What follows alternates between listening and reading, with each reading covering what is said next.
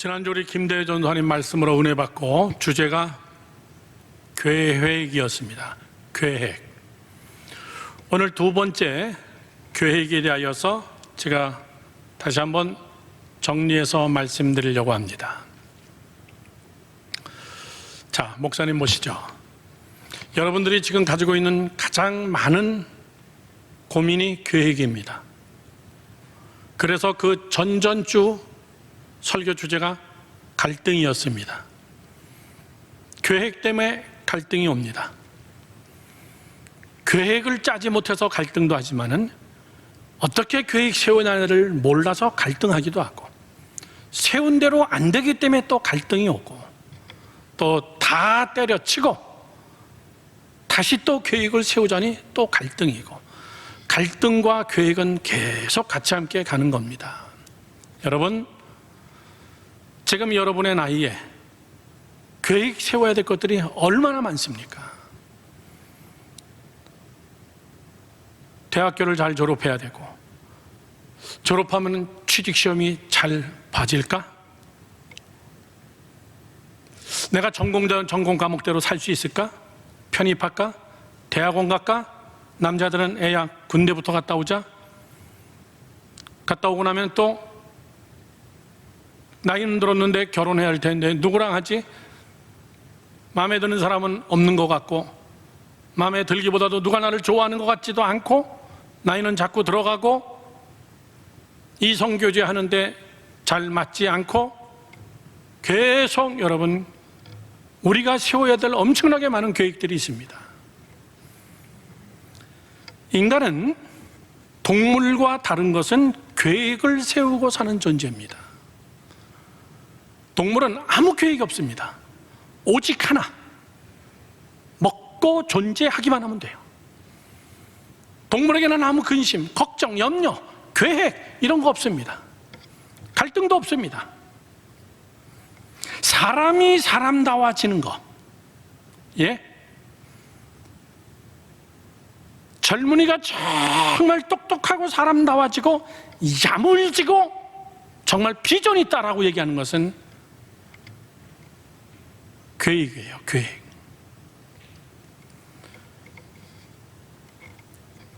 계획을 세우고 성취하며 꿈을 만들어가는 존재, 이게 사람이에요. 영어로 얘기하면 드림 메이커입니다. 꿈을 꾸고 꿈을 완성시켜가는 것이 사람이에요. 거기서 우리는 만족감을 느끼고, 거기서 우리는 인간으로서의 큰 존재감을 느끼는 것이고,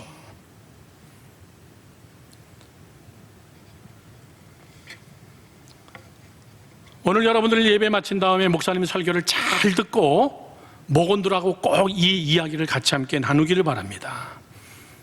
여러분, 나는 가끔 가다가 그런 이야기를 제 방에 와서 상담으로 이야기하는 사람들 이야기를 듣습니다. 목사님, 저는 아직 비전을 찾지 못했습니다. 무슨 의미인지 압니다. 그러나 오늘 그거에 대한 분명한 해답을 여러분께 말씀으로 잘 여러분께 심어주려고 합니다. 비전을 못 찾았어요. 예, 맞습니다. 못 찾은 게 정답이에요. 왜 그러느냐? 왜 그러느냐라고 얘기할 때는 비전은 여러분이 생각하는 이거다라고 딱 그거이기를 바라는 무엇인가를 여러분들은 원하는데, 비전은 그런 게 아닙니다, 여러분. 뭐가 돼야지, 이것이 비전이 아니에요. 비전은 계속해서 바뀝니다. 이거는 줏대 없이 여러분은 흔들리는 그런 거를 이야기하는 게 아니에요. 왜 그러느냐라고 얘기할 때는, 비전은 왜 바뀌어야 되고 바뀔 수밖에 없고, 하나님이 쓰는 사람이나 전 세계의 위대한 인물들을 보면은 여러분 계속 바뀌어 나가는 겁니다. 그것이 뭐냐라고 얘기할 때는, 나라는 존재가 인격과 품성과 영성이 자꾸 커가기 시작하면은, 그 꿈을 담는 이 그릇이 커가기 시작하면은 내 안의 꿈도 커갑니다. 내 안의 꿈도 여러분 변화되어 갑니다. 아까 목자들 모임에서 제가 잠깐 얘기했습니다. 오늘 목장 모임을 이렇게 하십시오라고. 자, 목사님 보세요. 인생이 태어나서 철부지가 없을 때는 세상을 바늘구멍 같은 데로 이렇게 보는 거예요. 제가 여기서 보니까는 동진 형제하고 대전사님밖에 안 보여. 그래서 세상은 두 사람만 사는 것 같아. 그런데 내 시야가 넓어지고 내 인격이 쌓이고 그러다 보니까는 여러분 구멍이 커져요. 예수마을교회가 다 보여요.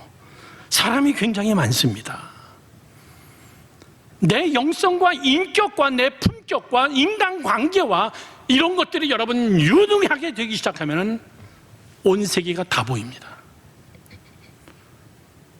지금 내가 하고 있는 일이 보입니다. 내 수준이 보입니다.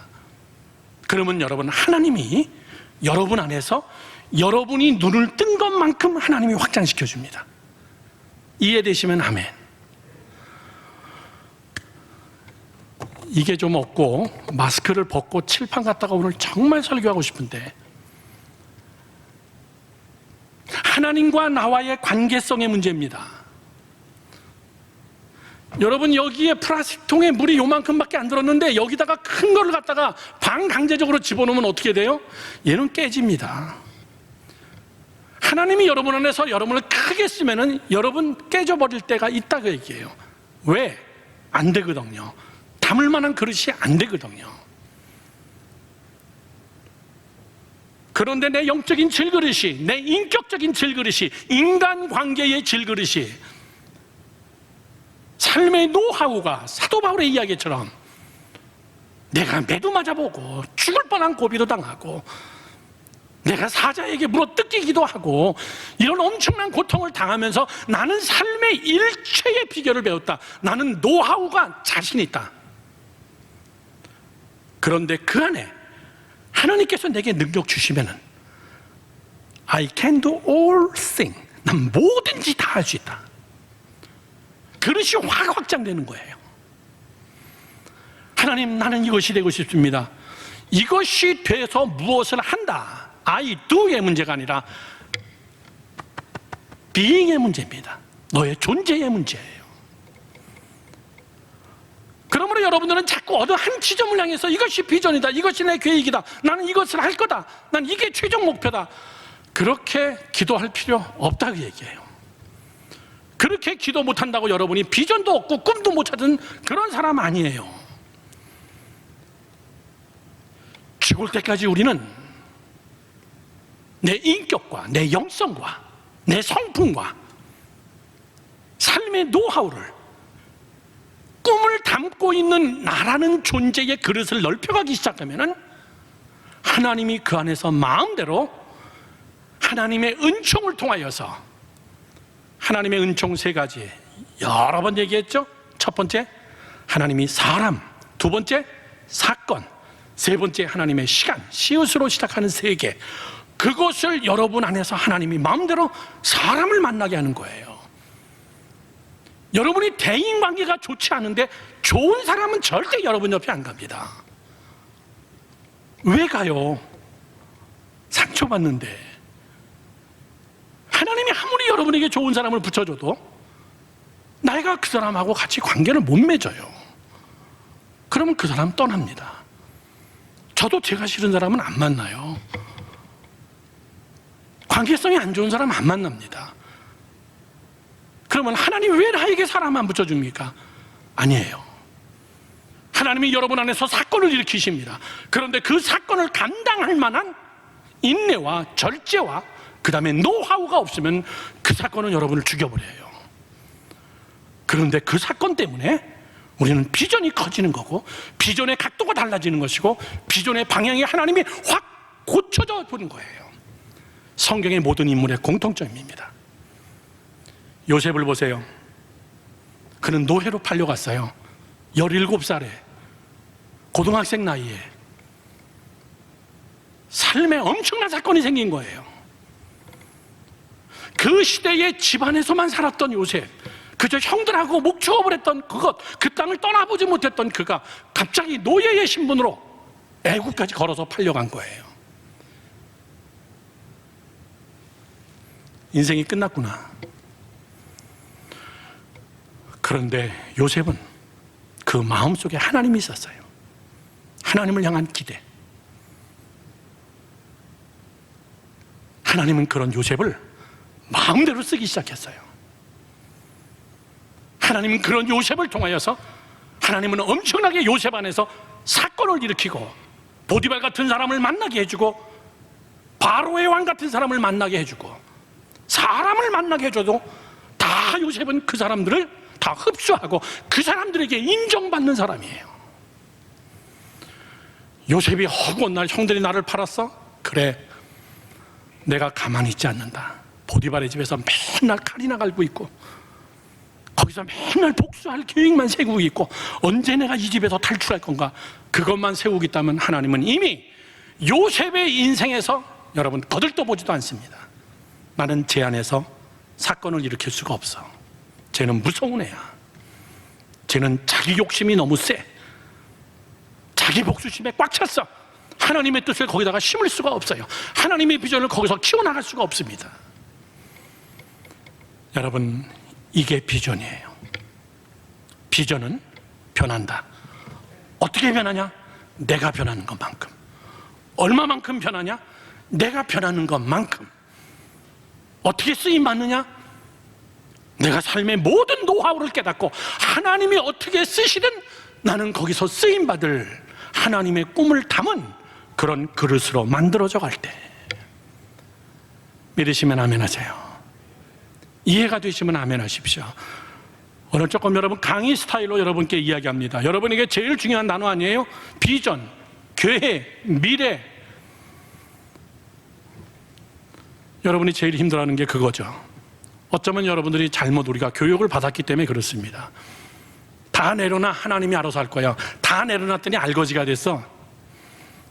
다 내려놔, 하나님이 다 알아서 해줄 거야. 그랬더니 하루 세 끼도 못 먹고 살아. 성경을 그렇게 믿는 거 아닙니다. 이것이 우리 안에서 굉장히 힘들어요. 잠언 16장 9절 말씀에 이렇게 써 있습니다. 사람이 마음으로 자기의 길을 계획할지라도 그의 걸음을 인도하시는 이는 여호와시니라. 아, 그러면 계획하지 말자. 금방 해답이 그렇게 돼버려요. 성경은 여러분 절대 극단적 설교가 아닙니다. 또 하나 성경 구절 잠언 19장 21절 말씀에 사람이 마음에는 많은 계획이 있어도 오직 여호와의 뜻만이 완전히 서리라. 네가 계획하는 거 해봐야 안 돼. 이렇게 얼른 우리는 결론을 내버려요. 그런 성경 구절이 아니라는 것을 여러분께 말씀드립니다. 자, 목사님 보세요. 여러분이 제일 힘들어하는 거, 목사님도 계속 힘들어하는 거, 그게 뭐냐면 하나님의 계획과 내 계획, 이 두 개 단어가 힘들어요. 이게 맨날 부딪혀. 그러면 하나님의 뜻과 내 뜻은 맨날 싸우는 건가? 하나님의 비전과 나의 비전은 매일 부딪히는 건가? 이게 대립 관계인가? 아니면 상호 보완 관계인가? 제가 여러분께 설교하는 것이 뭐냐면은 후자예요.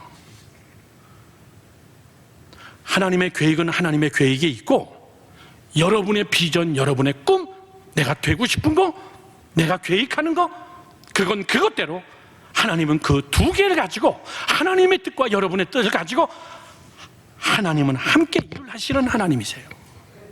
오늘 그 원리를 여러분 잘 하나님의 말씀 속에서 배우기를 바랍니다. 세 가지. 죽을 때까지 잊지 마십시오. 첫 번째, 하나님의 밑그림을 벗어나지 마라. 다 같이 시작. 하나님의 밑그림을 벗어나지 마라. 예, 여러분 그림 그릴 때는요 밑그림이 있어요. 그걸 구도라고 얘기합니다. 아키텍처들, 건축하는 사람들은 그거를 뭐라고 얘기하냐면은 설계도라고 이야기합니다. 밑그림, 그걸 벗어나지 말라 그 얘기예요. 하나님의 뜻, 내 뜻, 이거를 떠나서 제일 중요한, 제일 기본적인 하나님의 밑그림이 뭔가. 자, 목사님 보세요. 세상에서 제일 어려운 단어가 하나님의 뜻이에요. 막 갖다가 코에다 걸면 코 고리고 귀에다 걸면 귀 고리고 하나님의 뜻을, 잘 되면 하나님의 뜻, 안 되면 마귀의 장난, 아주 극단적 이원론적 믿음 가지고 그 뜻을 막 그렇게 이해해 버립니다. 그렇지 않습니다. 요셉이 애굽에 팔려갈 때 마귀의 장난, 죄를 지니까 하나님이 버렸구나, 이렇게 생각한다고요. 요즘에 그런 일이 있었다면, 그 자식 잘난 척 하더니만 그럴 줄 알았어. 아버지 사랑 혼자 독타지 하더니만 그럴 줄 알았어. 너희는만 벌 받은 거야. 형들은 복 받고. 이게 이원론적 믿음입니다. 잘 되면 하나님의 뜻, 안 되면 마귀의 장난? 그렇지 않아요. 하나님의 뜻은 두 가지가 있습니다. 잘 정리하면서 여러분들 똑똑하기 때문에 이해할 거라고 믿습니다. 하나님의 뜻은 절대적 뜻과 상대적 뜻이 있습니다. 절대적인 뜻과 상대적인 뜻. 자, 쉽게 얘기합시다. 장학일 목사님은 저에게 이 비전 마을의 담당 목사로서 저를 세웠습니다. 저의 절대적인 뜻이 있어요. 우리 비전 마을 청년들을 제가 양육하고 목회하면서 저의 절대적인 뜻이 있습니다. 이거는 내가 절대 양보 안 한다. 그건 강단권이에요. 강단에서 누가 설교하느냐, 누가 기도하느냐, 찬양단들이 어떻게 찬양하냐, 이건 저의 절대적 주권입니다. 목사님 그렇게 설교하지 마세요. 목사님 제 내려오라 그러세요. 여러분 그렇게 도전하면 안 됩니다. 조직에 대한 절대적 주권이 저에게 있어요. 나라로 얘기하면 대통령에게 절대적, 여러분 통수권자이듯이. 그러나 상대적인 하나님의 뜻이 있습니다. 저도 마찬가지입니다. 상대적인 뜻이 있어요. 하나님의 상대적인 뜻은 이런 겁니다. 하나님의 마음, 하나님의 밑그림하고 맞으면 하나님도 일을 하는 거예요. 하나님의 선하신 뜻, 하나님의 기쁨, 하나님의 말씀, 그것을 이루고 그 밑그림이 정확하고 밑그림이 뭔지를 알고 거기를 벗어나지 않고 그 안에서 자신의 계획, 자신의 비전을 키워나간다면 하나님은 거기에 개입하십니다. 상대적입니다. 여러분이 하기에 따라서 하나님이 하시는 겁니다. 하나님의 절대적 계획은 God will이라고 합니다. 하나님의 강한 의지예요. 이 God will, 하나님의 강한 의지는 여러분이 금식하고 철회한다고 하나님의 의지는 바뀌지 않습니다. 이런 거죠. 하나님의 의지는 하나님의 나라를 이루시기 위해서 하나님이 원하시는 하나님의 강권적 하나님의 주권으로 천지를 창조하시는 창조적인 일들, 온 우주 만물을 다스리는 일들, 하나님이 아브라함을 세우시는 일, 이스라엘을 세우고 그리고 독생자들 예수 그리스도를 내려보내고, 그 당시에 누가 철회하고 금식했다고 여러분 독생자 예수를 보내주신 거 아니에요. 하나님의 다 시간적 계획입니다. 그리고 시간이 딱 되니까 예수님은 십자가에 못 박혀 돌아가십니다. 그리고 3일 만에 부활시키십니다. 그리고 하늘로 승천하십니다. 그리고 그분은 분명히 다시 오십니다. 여러분 의지하고는 상관없어요. 절대적 하나님의 뜻입니다. 믿으시면 아멘. 그 절대적 하나님의 God will을 고백으로 만든 게 사도신경이에요. 전능하사 천지를 만드신 하나님을 내가 믿습니다. 다 사건입니다. 그 외아들 우리 주 예수 그리스도를 믿습니다. 그는 성령으로 잉태하셨습니다. 마리아의 몸에서 태어났습니다. 십자가에서 죽으셨습니다. 장사한 지 사흘 만에 부활하셨습니다. 우리는 그가 다시 올 것을 믿습니다. 그가 세운 교회를 믿습니다. 다 사건이에요. 하나님의 절대적 하나님의 의지입니다. 그게 사도신경이에요. 제가 오늘 하나님의 절대적 의지를 설교하려는 게 아닙니다. 하나님의 상대적 의지, God wish, God wish, 하나님이 소원하는 거. 난 너가 이렇게 했으면 좋겠다. 난 네가 이렇게 했으면 좋겠어. 아침 저녁 저희 아들하고 같이 함께 출퇴근하면서 그런 이야기 많이 합니다. 난 너가 이렇게 했으면 좋겠다. 이렇게 목사 안수 받았으면 좋겠고, 그리고 이렇게 나를 이어서 네가 선교했으면 좋겠다. 너는 완전히 영어권이니까 너는 이런 방향으로 선교했으면 좋겠습니다. I wish, I will, 이게 아니에요. 난 이렇게 할 거야. 저희 아들은 제 인생 내 거 아니에요. 내 자식이지만은 나는 우리 아들을 향하여서는 I wish, 차민년 너가 난 이렇게 했으면 좋겠어. 그러나 I will은 있습니다. 넌 목회자야. 목회자는 목회에 목숨 걸어야 돼. 쓰잘데없는데 시간 보내지 마. 토요일 날 밤을 새서라도 주일 준비를 확실하게 해놔야 돼. I will, 난 그거 양보 못해. 그러나 I wish, 목사 안수 언제 받을 건데? 목사 안수 받은 다음에 뭐 할 건데? 그건 I wish예요. 그렇게 하면 제가 막 도와주고 싶은 거예요. 하나님도 그렇습니다. I wish 중에 제일 여러분 뚜렷한 게 뭐냐면 하나님이 우리에게 요구하시는 그 유명한 성경 구절이에요. 항상 기뻐하라.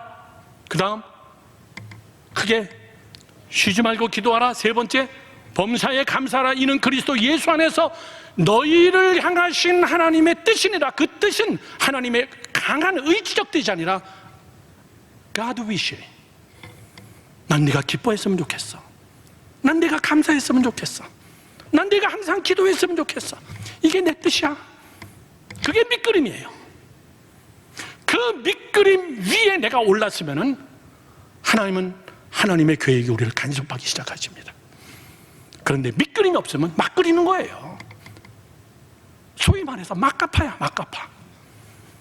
그런 얘기 하죠. 야, 네 인생은 네 거야. 인생은 백지장이야. 마음대로 그려, 그리고 싶은 대로. 그런 사람 세상에 많아요. 거기에는 하나님이 그래, 네 인생은 네 거니까 네가 혼자 마음대로 그려. 하나님은 그 청사진에서 빠져버립니다.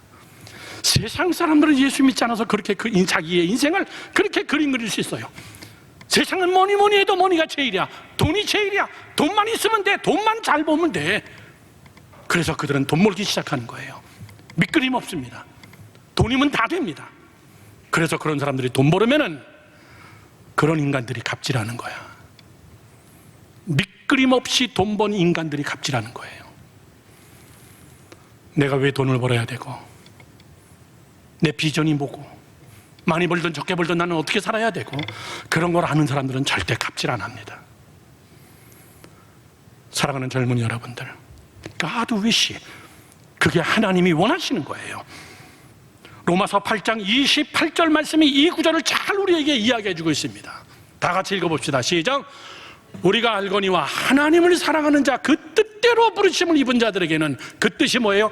God wish, 하나님이 소원하는 것들, 모든 것이 합력하여, 그 다음 시작, 선을 이루느니라. 뭐예요? 비전을 하나님이 틀어가는 거예요. 하나님이 우리의 인생을 업그레이드 시키는 겁니다. 어떤 자? 하나님의 뜻대로 부름받은 크리스찬들이 하나님의 뜻대로 God wish, 하나님이 뭘 기뻐할까? 여러분, 효도가 뭐예요? 카네이션 달아드리고 선물 하나 해드리고 밥 한 끼 사드리고, 물론 그것도 못하는 사람들도 있어. 꼭 그런 거 해야 되나? 이런 사람도 있어. 그러나 그것도 해야 되고, 더 중요한 것은 내 엄마 아빠의 저분이 뭘 원하시는가? 그분은 내가 잘 되기를 제일 원하세요. 그게 우리 부모의 소원이에요. 우리 하나님이 우리에게 원하시는 하나님의 밑그림이 뭡니까? 하나님을 알거니와 하나님을 사랑하는 자, 곧 그 뜻대로 부르심을 입은 자들에게는 하나님의 뜻, God wish, 하나님이 원하시는 거, 오직 예수의 증인이 돼야 된다. 너 내 증인이 돼야 된다. 너 전도와 선교해야 된다. 여기에 초점을 두고 너 이웃 사랑해야 된다. 예수님 사랑해야 돼. 베풀어야 돼. 이런 하나님의 God wish, 그것이 여러분의 밑그림이 되지 않는다면은 여러분, 계획, 비전 다 쓰잘데없는 이야기예요. 다 밑그림이, 예수 믿는 사람들도 슬퍼요. 자기 성공이 밑그림입니다. 자기 과시, 자기 만족. 저를 보세요. 그래서 오늘 본문 말씀이 그렇게 얘기한 거예요. 여호와께서 집을 세우지 아니하시면은, 1절 말씀 볼까요? 여호와께서 집을 세우지 아니하시면 세우는 자의 수고가 헛되고. 그러면 집 세우지 말까? 하나님이 세울 테니까.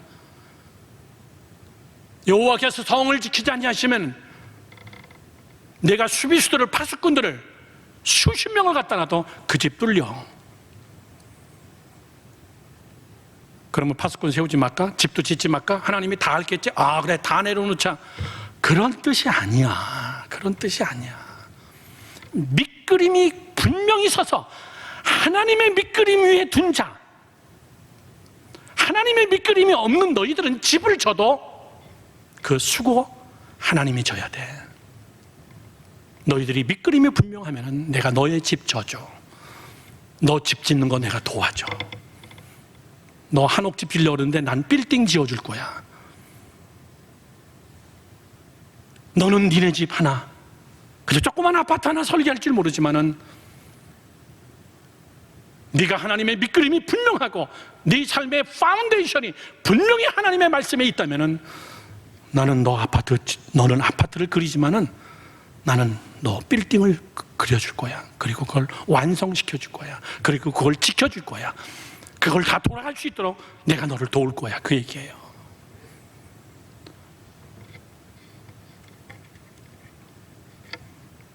아브라함은, 목사님 보세요. 아브라함은 밑그림이 굉장히 분명한 사람입니다. 아무 계획 없이 갈대오르를 떠나라 할 때 아브라함은 정말 아멘하고 떠났어요. 하나님이 예비시켜 줄 줄로 믿고 한 겁니다. 하나님을 전폭적으로 신뢰한 거예요. 아브라함은 물론 여러분 특별 계시입니다. 하나님이 특별히 뽑은 사람이에요. 창세기 27장 29절을 하나님은 이렇게 얘기합니다. 만민이 너를 섬기고 열국이 내게 굴복하리니 내가 형제들의 주가 되며 네 어머니의 아들들이 네게 굴복하며 너를 저주하는 자는 내가 저주하고 너를 축복하는 자는 복을 받기 난 원하노라. 나는 그렇게 할 거야. 너가 내 그림을 완성시키기 위해서, 내 계획을 이루어주기 위하여서 I will and I wish, 이 두 가지를 네가 다 완성시켜주기 위해서 본토 친척 아비집을 네가 과감히 떠나는 난 그거를 보고 나는 너 지켜줄 거야. 너를 축복하는 사람을 내가 같이 함께 다 축복해 줄 거고 너를 저주하고 멸시하는 자들은 내가 아주 씨를 말려버릴 거야. 여러분, 밑그림이 중요한 거예요. 난 젊은이 여러분들이 젊어서부터 하나님이 내게 요구하시는 것이 무엇인가? 밑그림이에요. 두 번째입니다. 은사 위에 계획을 세우라, 그 얘기예요. 다 같이 시작. 은사 위에 계획을 세우라.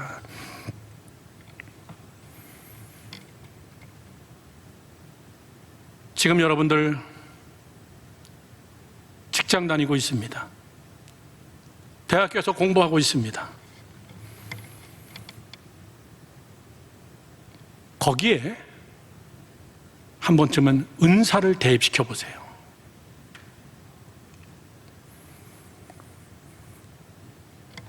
목사님은 미국 이야기를 많이 하는 이유가 미국에서 25년 이상 살았으니까요. 예화가 미국 곳밖에 더 있겠습니까? 미국 대학생 애들은 4년 내에 졸업하는 애들이 별로 없어요. 공부 못해서가 아니야. 대학교 1학년이나 2학년 때 굉장히 많은 애들이 학교를 집어칩니다. 왜? 기초 수업을 들어보니까는 나하고 안 맞는 거예요. 내 은사하고 안 맞아. 고등학교 때 생각했던 그 전공 과목하고 안 맞는 것 같아. 1학년, 2학년 때 많이 포기해요. 어차피 애들 군대도 안 가겠다. 그리고 전과합니다. 거의 1, 2학년 때 많은 학생들이. 우리 한국 부모들은 이놈의 자식아 미쳤나라고 얘기하죠. 무조건 졸업해야지 이놈의 새끼야. 그렇게 하네요. 그렇게 하고 전과를 합니다. 그렇게 하고 또 공부를 해요. 다른 전공을 가지고 공부를 또 했는데 안 맞으면은 또 학교 때려쳐. 보통 2번, 3번. 그거를 뭐라 그러는 사람 아무도 없어요. 이게 나하고 맞나 그 얘기예요. 미안한 얘기입니다. 굉장히 많은 사람들은 여전히 뭐에, 은사보다도 뭐에 집중하냐면은 돈.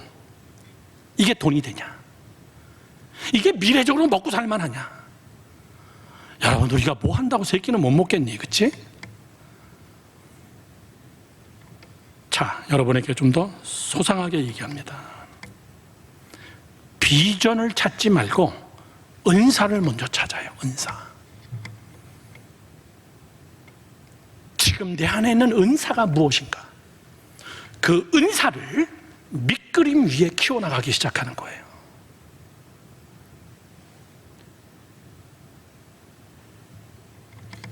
은사는 비전이에요. 은사는 한국말로 은사지만은 원어로는 하나님의 기프트, 하나님의 선물이에요. 아주 카리스마, 강권적으로 하나님이 우리에게 주신 은사. 나만이 가지고 있는 은사가 있어요, 여러분. 그러면 그 은사는 또 어떻게 발견하냐라고 얘기할 때는, 저를 보세요. 은사는 제일 쉽게 발견하는 은사법은 그게 내가 하면 기쁘냐 그 얘기예요. 그게 기쁘냐. 기쁘지 않으면 은사 아니에요. 월급이 적건 많건 이게 나한테 기쁘냐 하면은 너무나 해피하냐. 왜? 하나님은 그 속에서 일을 하시거든요. 그 속에서 여러분의 질그릇을 넓히거든요. 그 속에서 하나님은 여러분에게 기쁨을 주거든요. 아침에 일어날 때마다 왕짜정 이러면서 일어나고, 직장에 가서도 다 대학교 가서 공부하면서도 내가 정말 이거 먹고 살려고 하지, 인상 팍팍 쓰면서 공부하는 거기에 하나님이 개입 안 해요. 지금 내가 하고 있는 일도 내가 정말 싫은데, 나도 하기 싫은데, 이거 정말 어차피 그냥 어쩔 수 없이 내가 지금 이거 하고 있는데, 제가 여러분에게 얼마나 많이 얘기했습니까? 제가 전도사 시절에 우리 담임 목사님이 그런 얘기합니다. 밥 벌어 먹으려고 설교하지 마라. 제일 비참한 게 목사다. 제일 치사한 게 목사다. 밥 먹으려고 설교하는 것처럼 치사한 거 없는 거야. 그거 뭡니까? 기뻐서 해야 돼요. 기뻐서 해야 돼. 설교하면 막 기뻐야 돼. 교회만 오면 기뻐야 돼. 강대상만 바라보면 막 여러분 가슴이 뛰어야 되고, 여러분만 쳐다보면은 막 꿈이 생겨야 돼. 자, 쟤네들 조금만 더 잘 가르치면 잘 될 텐데. 여러분, 저를 보세요. 제가 스크린에 올리진 않았지만은 직업이라는 말이 있습니다. 직업이라는 말은 직 플러스 업이에요. 직은 탤런트입니다. 기능이에요. 저 사람 참 재주 있네. 그건 직을 얘기하는 겁니다. 업은 소울입니다. 소명입니다. 사명입니다. 직과 업이 합치면 이건 기가 막힌 거예요. 신학대학에 여러분 학생들 들어오면 다 졸업해가지고 훌륭한 목사가 되는 줄 알아요? 절반은 떨어져요. 공부 못해서 떨어지는 게 아니라 막상 졸업하고 전도사를 해보니까는 이건 나한테 안 맞는 거야.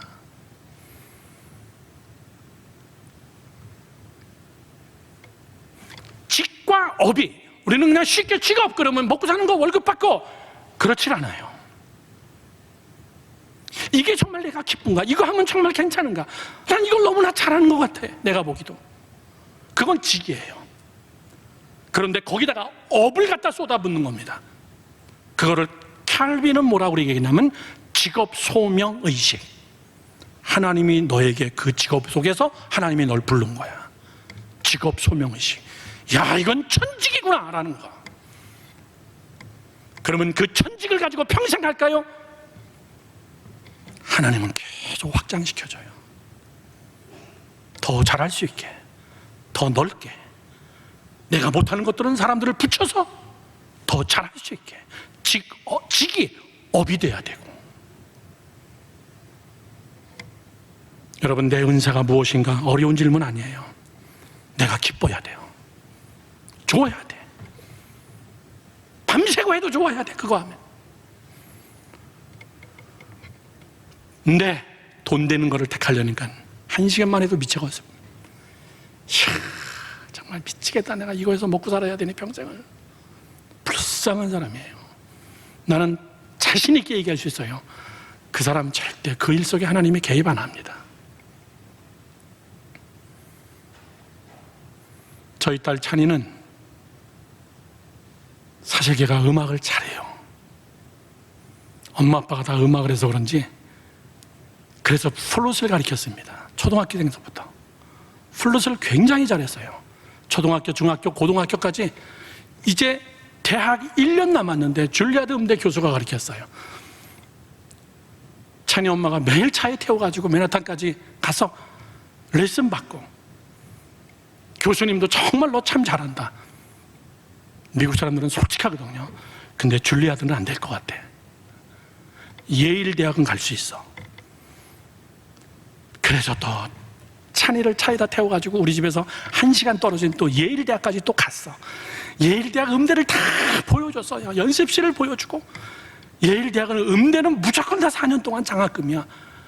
막 별난만으로 다 꼬시고 다 했는데, 어느 날 해군사관학교 가겠대. 아, 돌아가시겠대. 레슨비가 얼만큼 들어갔는데. 그러니까 줄리아드 선생님은 너는 음악 정말 잘해. 너 플룻 굉장히 잘해. 그리고 너 성적도 뒷받침되니까 예익은 넉넉히 들어가. 어느 날 저에게 다 컸으니까 심각하게 울면서 얘기하더라고요. 아빠, 난 정말 플룻이 기쁘지 않아. 나 엄마 아빠 기쁘라고 했어. 교회에서 챔버 오케스트라 하고, 엄마 아빠가 너무나 좋아하고, 성가대와 같이 할 때 플룻 솔로도 같이 함께 해주고, 그리고 그때 살아계신 할아버지가 얘 음대 간다 그래가지고 정말 그 고가품의 은으로 된 플룻을 사다가 주고, 선물로. 난 그 기대 때문에 했어. 근데 아빠, 난 그거 기쁘지 않아. 아빠 미안해. 나 지금 막 웃으면서 괜찮아 내일부터 때려쳐. 얘가 갑자기 아빠한테 혼날 것 같은 마음을 가졌는데, 제가 웃으면서 야, 기쁘지 않은 건 안 하는 거야. 하지마. 괜찮아. 얘가 신난 거예요. 신난 거예요. 같이 함께 병행했던 것이 태권도인데, 태권도장 가서 살아. 대학교 들어가기 전에 태권도 3단을 따놓고 자기는 그게 기쁘대. 대학교를 들어갔는데 가방이 굉장히 커. 너 무슨 책을 이렇게 많이 가지고 가냐? 봤더니 태권도복, 유도복, 학기도복 3개를 들고 다니더라고. 화요일 날 태권도, 대학 동아리에서. 그리고 국가대표 사범이 와서 가르치는 거예요. 목요일 날은 유도, 금요일 날은 학기도. 한국 와가지고 유도 세계 챔피언, 그 사람을 또 만나라고 한 거야. 금메달리스트 그 사람 만나가지고 사인 받아오고. 아빠, 난 이게 너무나 좋아. 그래서 물론 공대를 갔지만은 나는 그렇습니다. 기쁘지 않은 건 하지 마라. 기쁘지 않은 건 하지 마. 그건 하나님도 원치 않아. 저희 아들은 중고등학교부터 그렇게 애들 만나가지고 말하는 걸 좋아해. 계속 애들하고 한 3시간, 4시간 밥 먹고 얘기하면 꼭 지표 만들어 놔. 그리고 꼭 교회 오게 만들어 놓고 같이 함께 여행 가고. 야, 너는 정말 천상, 너는 목회자구나. 여러분, 자기가 좋은 거 시켜야 돼요. 그게 은사입니다. 저를 보세요. 그러나 여러분이 아무리 잘하고 아무리 기뻐도 그 위에 하나님의 밑그림이 없으면은 그건 또 하나 여러분의 수고일 뿐이에요. 성경이 뭐라고 얘기합니까? 오늘 본문에 아침에 일찍 일어나고 저녁에 늦게 누우며 수고의 떡을 먹음이 헛되도다. 그래, 너 네 열심 가지고 열심히 하고 너 기뻐서 열심히 하고 미친듯이 열심히 7day, 24hour 공휴일 없이 열심히 너 일했다 그러자. 그러나 다 수고의 떡이야. 너 밑그림이 없어, 그 뜻이에요.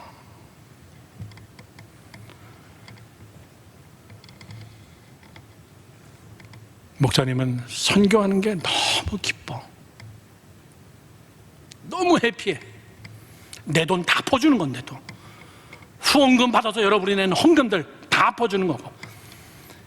이번 주 금요일 날 드디어 대한항공 특별편이 네팔로 뜨고, 지금 인도보다 더 심각한 게 네팔이 돼버렸어요.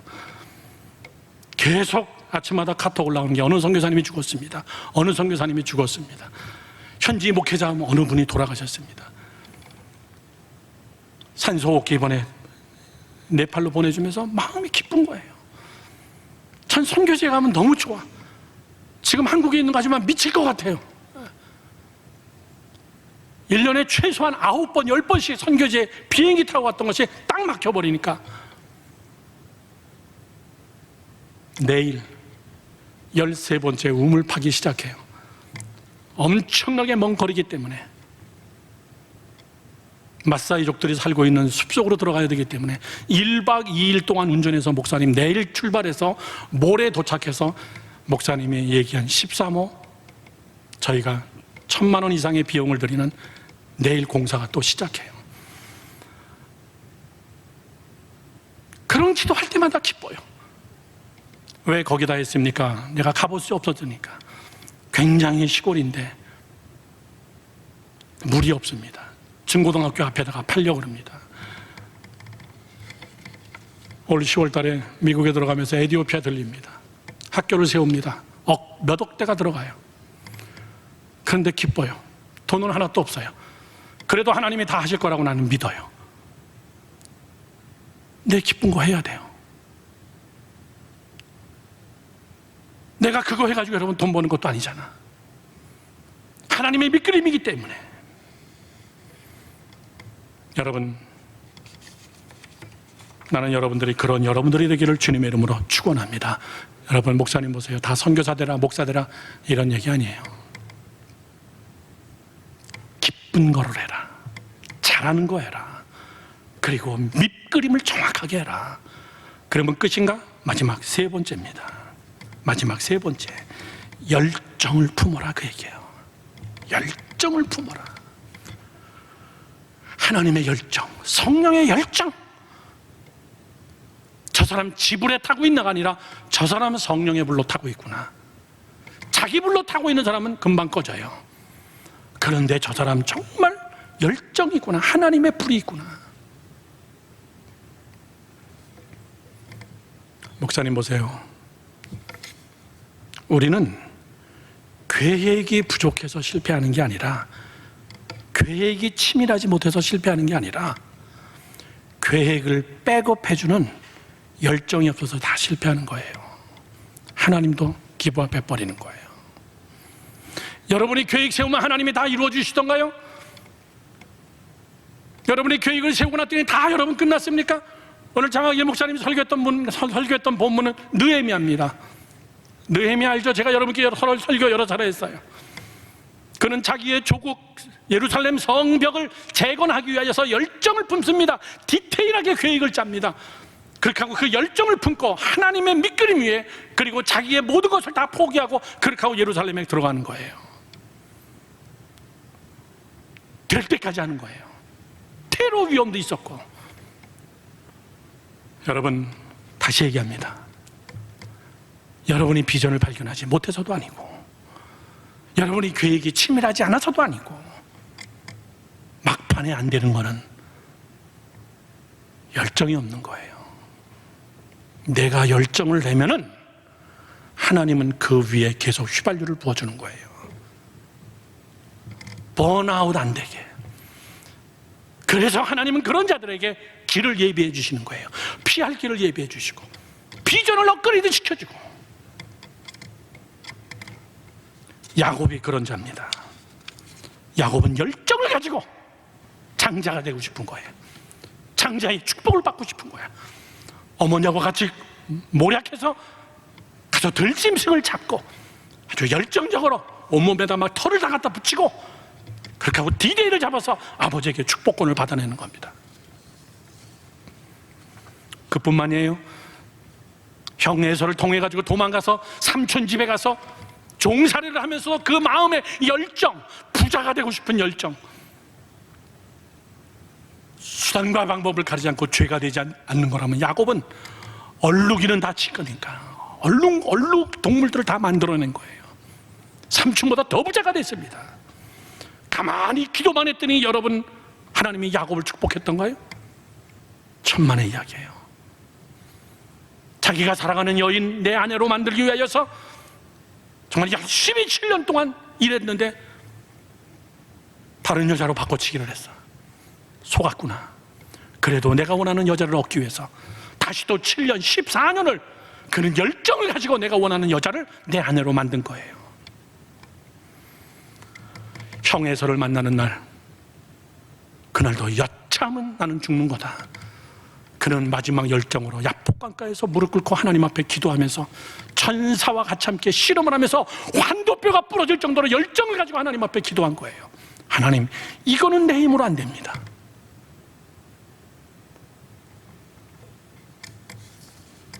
요셉은 어떤 잡내가 아까 얘기했어요. 열정맨입니다. 성실한 자입니다.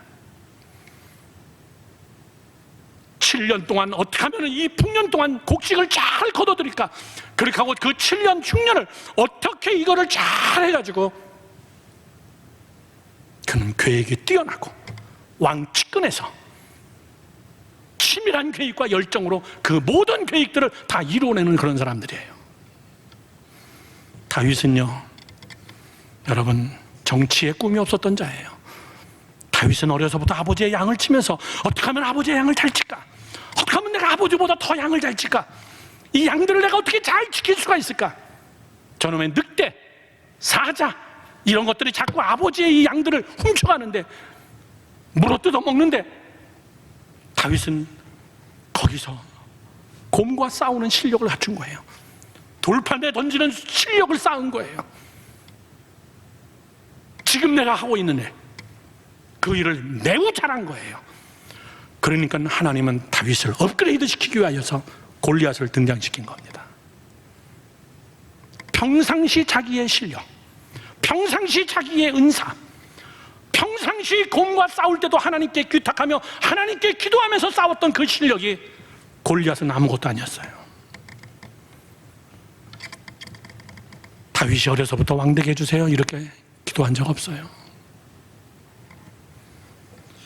이런 사람들을 가리켜서 우리는 열정맨이라고 얘기합니다. 이런 자들을 가리켜서 비전 메이커라고 얘기하고, 이런 자들을 가리켜서 하나님 편에서 God's Dream Maker, 하나님의 꿈을 이뤄내는 자들. 결론을 맺습니다. 많은 사람들이 돈 위에 계획을 세우기 때문에 밑그림이 없어요. 오직 자신의 부귀와 안락, 은사, 이런 거 다 필요 없습니다. 이빨 꽉 깨물고 요즘에 돈이 되는 거라면 무조건 하는 거예요. 엄청나게 실패합니다. 인격이 깨지고 영성이 깨지고 교회를 떠나고 돈만 벌면 된다. 그리고 돈 벌면 내가 다 나중에 다시 교회 등록해서 내가 한턱 낸다. 이런 사람들 치고 돌아온 사람 없고, 이런 사람들이 다 사회에서 갑질 노릇하는 사람들이에요. 하나님의 계획과 여러분의 계획은, 저를 보세요, 절대 부딪히지 않습니다. 하나님의 계획과 여러분의 계획이 부딪힌다면 여러분이 왜 부딪히나를 여러분에게 있습니다. 분명히 내 계획과 하나님의 계획이 왜 안 맞을까라고 할 때는 하나님은 여전히 여러분을 기다리고 있습니다. 무릎 꿇고 하나님 앞에 나가서, 저는 이 찬송 오래전 찬송이지만 지금도 너무나 좋아해요. 주께서 내 길 예비하시네, 주께서 내 길 예비하시네, 나의 하루하루를 주가 인도하시네. 우리 이 찬송을 다 같이 함께 말씀 생각하면서 여러분 고백하면서 부릅시다. 여러분 아멘 하세요. 주께서 내 길 예비하시네. 어느 때 예비하십니까? 아브라함과 같이 하나님 앞에 절대 순종할 때에, 아브라함처럼 하나님 앞에 절대적으로 하나님의 밑그림에 순종할 때에 그는 여호와 이레의 축복을 받는 거예요. 우리 다 같이 함께 이 찬송을 부르면서 준비하신 예물을 바치고 저는 함께 같이 기도하기를 원합니다. 주께서 내 길 예비하시네.